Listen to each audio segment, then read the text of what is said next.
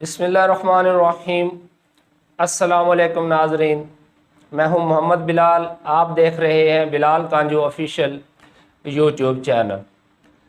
एक मकई के काश्तकार ने आज मुझसे सवाल किया कि मैंने मकई तो काश्त की थी साइलेज के लिए, लेकिन जो दानों का रेट चल रहा है यानी कि तकरीबन 26 साढ़े 2600 रुपये में काश्तकारों से ख़रीदी जा रही है आजकल, तो मेरा इरादा बन रहा है कि मैं अब इस मकई को पकामी मकई के तौर पर तैयार करूं, साइलेज वाली जल्दी ना करूं। उसके बाद मेरा इरादा था कि मैं गंदम लगा लेता, लेकिन अब मैं गंदम स्किप करना चाहता हूं और इस मकई के बाद फिर आगे बहार या मकई ही लगाऊंगा। तो क्या ऐसा मुमकिन है?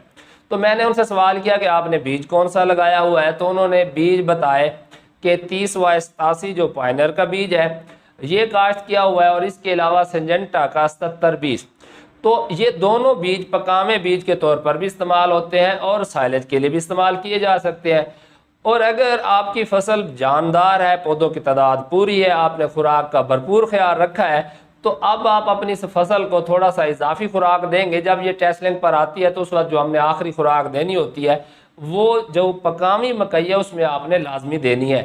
तो अगर आप 80-90 मन पैदावार लेने में कामयाब हो जाते हैं और अच्छा रेट मिल जाता है तो आप अच्छा खासा मुनाफा भी कमाएंगे। और ये जो मौसमी मकई होती है इसका क्योंकि टांडा सब्ज रहता है, तो ये भी लोग खेलियों के हिसाब से जो है वो चारे के तौर पर ख़रीद लेते हैं, तो वहाँ से भी इनकम हासिल हो जाती है। अब अगर आपका साइलेज की जो पैदावार है वो आती है 350 मन या 400 मन, और उसकी आप कैलकुलेशन कर लें उसके ख़र्चे की, पैकिंग की, सेल की, तो अगर आपको साइलेज प्रॉफिटेबल लगती है तो फिर तो ठीक है। अगर आपको लगता है कि ग्रेन पर्पज़ में ही ज़्यादा फ़ायदा है, ये आपने कैलकुलेशन करने के बाद ही फैसला करना है, तो फिर ये दोनों बीज आप पकामी मकई के लिए भी छोड़ सकते हैं।